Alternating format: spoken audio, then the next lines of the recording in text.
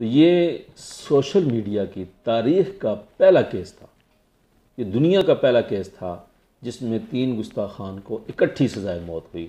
تو وہ الحمدللہ ابھی بھی پس دیوار زندہ ہیں، ابھی بھی وہ جیل میں ہیں، اور اپیلیں انہوں نے کی ہیں، ہائی کورٹ پینڈنگ ہیں۔ انشاءاللہ ثم انشاءاللہ ہمیں امید ہے ایک دن آئے گا وہ پھانسی پہ لٹکیں گے۔ السلام علیکم ناظرین، میں ہوں انعام گرایا اور آپ دیکھ رہے ہیں انعام ولاگز یوٹیوب چینل۔ ناظرین، اس وقت پاکستان کے اندر مدینہ مسجد کو مسمار کرنے کے حوالے سے مسلمانوں کے اندر شدید غم و غصہ پایا جا رہا ہے۔ اس وقت میں موجود ہوں اسلام آباد میں حافظ ملک مظہر جاوید ایڈوکیٹ صاحب، جو کہ سابق جوائنٹ سیکرٹری رہ چکے ہیں۔ آج ان سے اس حوالے سے بات چیت کرتے ہیں۔ السلام علیکم۔ وعلیکم السلام۔ سر کیا حال ہے؟ الحمدللہ، اللہ کا کرم۔ سر، کراچی کے اندر مدینہ مسجد کے حوالے سے سپریم کورٹ کا آرڈر ہے کہ اس کو گرا دیں۔ کیا سمجھتے ہیں کہ یہ آئینی اور اسلامی حساب سے ٹھیک ہے، بہتر فیصلہ ہے؟ پہلے تو میں آپ کا شکریہ ادا کرتا ہوں کہ آپ نے اس اہم موضوع پر بات کے لیے، گفتگو کے لیے آپ تشریف لائے۔ ساتھ ساتھ میں یہ عرض کروں گا کہ چیف جسٹس صاحب نے جو اس وقت آرڈر کیا ہے مدینہ مسجد کے گرانے کا، اس کی جو لیگل حیثیت ہے وہ یہ ہے کہ باقاعدہ وہ اس کے ڈاکومنٹ اپروو ہیں، اس کا نقشہ اپروو ہے، اور اتھارٹی نے باقاعدہ اجازت دی ہے۔ اس کے بعد وہ مسجد وہاں پہ کنسٹرکٹ ہوئی ہے، تعمیر ہوئی ہے۔ جب باقاعدہ اجازت کے ساتھ تمام ڈاکومنٹ ریکوائرمنٹ پوری کرنے کے بعد تعمیرات ہو چکی ہیں، اب چیف صاحب کو اس کے گرانے کا حکم نہیں کرنا چاہیے تھا۔ یہ حکم اسلام کے بھی خلاف ہے، کانسٹیٹیوشن کے بھی خلاف ہے، اور اگر لیٹ سپوز چیف صاحب یہ سمجھتے تھے کہ یہ نہیں ہونا چاہیے تھا، تو یہ وہاں کے متعلقہ جس اتھارٹی نے یہ آرڈر کیے ہیں ان کے خلاف قانونی کارروائی کریں۔ باقاعدہ طور پہ اس پہ ایک ججمنٹ، ایک فیصلہ موجود ہے کہ مسجد جو ہے وہ اللہ کا گھر ہے، یہ قانون ہے، شریعت تو ایک ہے ہی ہے، لیکن یہ قانون اور اس پہ ججمنٹ موجود ہیں کہ یہ اللہ کا گھر ہے۔ تو جب کہیں پہ مسجد تعمیر ہو جائے، نہ ہی کوئی اسے گرا سکتا ہے، نہ ہی اسے کوئی سیل کر سکتا ہے۔ سیکشن 145 CRPC کے تحت کوئی سیل نہیں کر سکتا، گرا بھی نہیں سکتا۔ وہ اللہ کا گھر ہے، اللہ کے اختیار میں آ گئی ہے۔ جب اللہ کا گھر ہے، اللہ کے اختیار میں آ گیا ہے، تو چیف صاحب کو یہ آرڈر نہیں کرنا چاہیے تھا۔ دوسری سائیڈ آپ یہ دیکھیں کہ ان کا آرڈر یہ ہے کہ اس کو گرا کے وہاں پہ پارک بنایا جائے۔ جی بالکل۔ اب کیا پارک ضروری ہے یا مسجد ضروری ہے؟ اس کے بارے میں یہ کہا جا رہا ہے کہ مسجد کے لیے متبادل جگہ دی جائے۔ کیا وہ متبادل جگہ پارک کو نہیں دی جا سکتی مسجد کی بجائے؟ دیکھیں، پہلے تو یہ ہے کہ یہ تارک روڈ پہ یہ مسجد ہے، شاید کہ میں نے دیکھی ہوئی ہے، میں وہاں گیا ہوا ہوں۔ تو یہ تارک روڈ کے اوپر یہ بڑی جامع مسجد ہے، قریب کوئی مسجد نہیں ہے۔ وہاں کے ویسینٹی کے لیے، وہاں کے علاقے والوں کے لیے اس کی ضرورت ہے۔ اب ریاست کے لیے، اسٹیٹ کے لیے یہ ضروری ہے کہ جب کہیں پر بھی حکومت قائم ہوتی ہے تو وہاں پر الذین ان مکناہم فی الارض اقاموا الصلاۃ، نماز قائم کریں، مساجد کا اہتمام کریں۔ تو اب یہ قیام صلاۃ کی بجائے یا مساجد کے قیام کی بجائے یہ ان کو ڈیمالش کرنے کا، ان کو ہدام کا، ان کو گرانے کا حکم دے رہے ہیں۔ یہ سراسر زیادتی ہے، خلاف اسلام ہے، خلاف قانون ہے۔ آپ یہ دیکھیں دوسری سائڈ پہ یہی ہماری حکومت مندر بنا کے دے رہی ہے، اسی طرح حکومت گرجے بنا کے دے رہی ہے، خرچے کر رہی ہے، وہاں پہ لیگل اللیگل کا کوئی کچھ بھی نہیں دیکھتے۔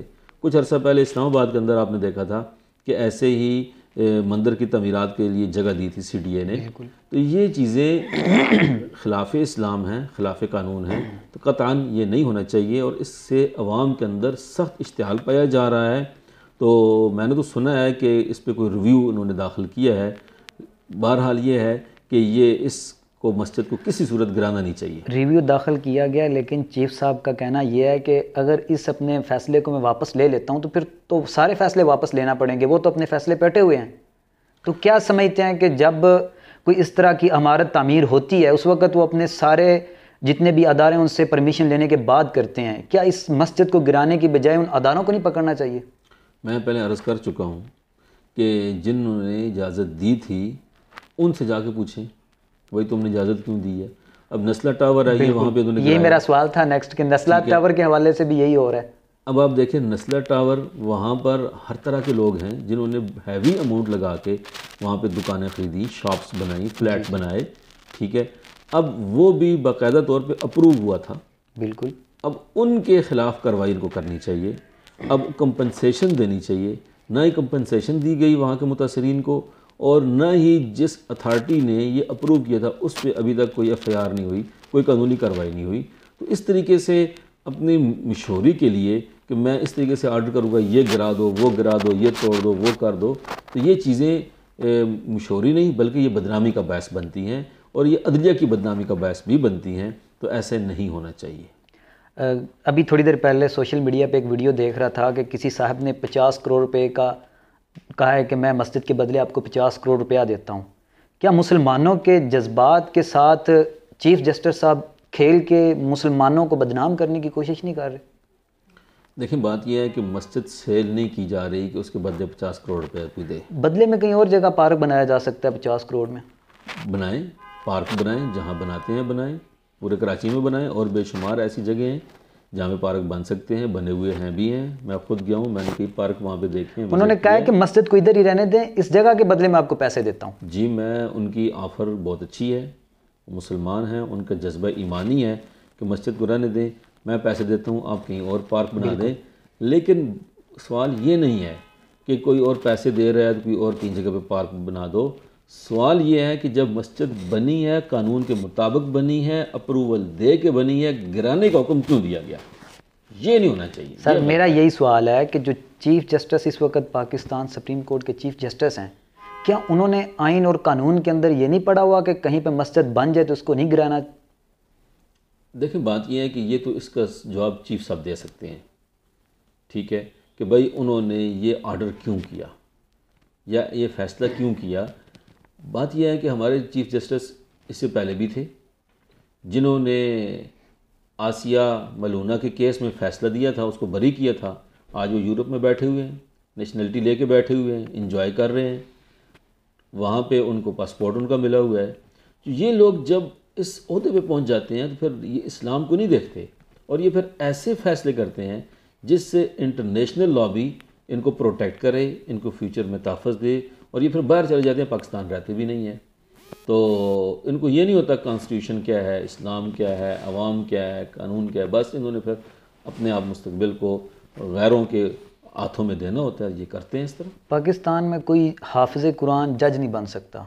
ویسے تو یہاں پہ ہر قسم کے لبرل بندہ جس کو اسلام اور دین کا پتہ نہیں ہے وہ ہمارے اوپر جج بن کے فیصلے کر رہے ہوتے ہیں.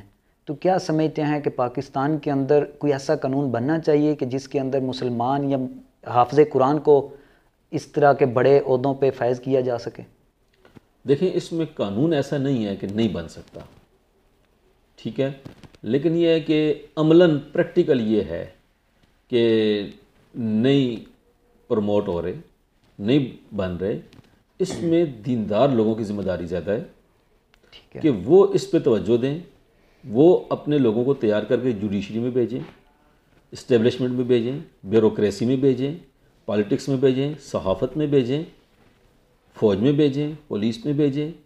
ہر ڈپارٹمنٹ میں ہونا چاہیے. وہاں پر بیٹھ کر وہ ملک کی خدمت کریں، دین اسلام کی خدمت کریں. تو یہ جہاں پر آگے سے رکاوٹیں ہیں، ساتھ ساتھ دینی طبقے کی یہ ذمہ داری ہے کہ ایسے افراد سازی کریں جو ملک کو، ریاست کو، سٹیٹ کو چلانے کی ذمہ داری ادا کر سکیں. اب آپ دیکھیں نبی پاک صلی اللہ علیہ وآلہ وسلم نے مسجد نبوی شریف کے اندر بیٹھ کر آپ نے فیصلے فرمائے. بالکل. آپ نے خالد ابن ولید رضی اللہ تعالیٰ عنہ کو تیار کیا جو بعد میں چیف آف آرمی سٹاف بنے. سیدنا ابو ہریرہ رضی اللہ تعالیٰ عنہ پولیس کے آئی جی بنے. بالکل. آپ کے بعد خلیفہ اول، خلیفہ بلا فسٹ سیدنا ابو بکر صدیق رضی اللہ تعالیٰ عنہ، سیدنا عمر فاروق رضی اللہ تعالیٰ عنہ خلیفہ دوم، یہ وقت کے حکمران بنے. تو یہ ایک دعوت ہے کہ ہمارے اس وقت وزیر اعظم، صدر، ٹھیک ہے، chief of army staff, chief justice of Pakistan, یہ سب دینی لوگوں کو آنا چاہیے، ادھر توجہ کرنی چاہیے. اور ہمارے اہل مدارس سے میں اپیل کروں گا آپ کے اس چینل کے تھرو کہ وہ اس پہ توجہ دیں. اب دین اسلام صرف ہم مساجد تک یا مدارس تک ہی کہیں گے وہاں تک ہے، تو یہ دین اسلام کی مکمل تبلیغ نہیں ہے، اور یہ مکمل دین اسلام کی خدمت نہیں ہے. قرآن پاک باقاعدہ احکام سلطانی نظام سلطنت بتاتا ہے، تو اس کے چلانے کے لیے افراد سازی کرنا یہ بہت ضروری ہے۔ آخری سوال، آپ نے کچھ عرصہ قبل ایک بہت بڑا کیس لڑا اور آپ نے جیتا، اس کیس کے حوالے سے میرے ناظرین کو بتا دیں کہ وہ گستاخ قرآن، گستاخ اللہ، گستاخ صحابہ، گستاخ اہل بیت تھے۔ ان کے بارے میں آپ نے جو کیس لڑا اس میں کون کون بندہ تھا جس کو سزا ہوئی ہے؟ اس میں 3 لوگ تھے، ایک تھا ایاز نظامی، ایک تھا نعمان رفاقت، اور ایک تھا اس میں ناصر سلطانی، اور ایک تھا اس میں پروفیسر انوار۔ یہ 4 لوگ تھے۔ ٹھیک ہے۔ ان میں 2 آدمی تھے جنہوں نے نبی پاک صلی اللہ علیہ وآلہ وسلم کی گستاخی کی، عبدالوحید المعروف ایاز نظامی، رانا نعمان رفاقت۔ ان دونوں نے رنگیلا رسول کتاب جو ہندی زبان میں تھی، راجپال نے لکھی، جس سے غازی الدین شہید نے واسطے جہنم کیا تھا، جی جی، اسی کو اردو میں ترجمہ کر کے اپلوڈ کیا سوشل میڈیا پہ۔ اسی طرح ان کے ساتھ ایک اور گستاخ تھا جس نے نبوت کا دعویٰ کیا، ناصر احمد چنیوٹ کا تھا، اس نے نبوت کا دعویٰ کیا۔ ان تینوں کو اسلام آباد دہشت گردی کورٹ نے سزائے موت سنائی، اور اس میں چوتھا تھا جس نے اللہ رب العالمین کی توہین کی، پروفیسر انوار، جو اسلام آباد کے اندر ایک کالج کا پروفیسر تھا، اس کو 10 سال سزا ہوئی۔ تو یہ سوشل میڈیا کی تاریخ کا پہلا کیس تھا، یہ دنیا کا پہلا کیس تھا جس میں 3 گستاخان کو اکٹھی سزائے موت ہوئی۔ تو وہ الحمدللہ ابھی بھی پس دیوار زندہ ہیں، ابھی بھی وہ جیل میں ہیں، اور اپیلیں انہوں نے کی ہیں، ہائی کورٹ پینڈنگ ہیں۔ انشاءاللہ ثم انشاءاللہ ہمیں امید ہے ایک دن آئے گا وہ پھانسی پہ لٹکیں گے۔ انشاءاللہ ایک دن ایسا ضرور آئے گا جب یہ تمام گستاخ صحابہ، گستاخ اہل بیت، گستاخ رسول اور اللہ کی توہین کرنے والے انشاءاللہ عبرت ناک انجام کو پہنچیں گے۔ میرے ساتھ تھے حافظ ملک مظہر جاوید ایڈوکیٹ صاحب۔ ان کی جو باتیں آپ نے سنی مدینہ مسجد کے حوالے سے، نیسلا ٹاور کے حوالے سے، اور بہت خوبصورت باتیں انہوں نے کی، تمام دیکھنے والوں سے گزارش ہے کہ اس ویڈیو کو اپنے دوستوں تک شیئر کریں اور میرے چینل کو سبسکرائب کریں۔ اجازت دیجیے، اللہ حافظ۔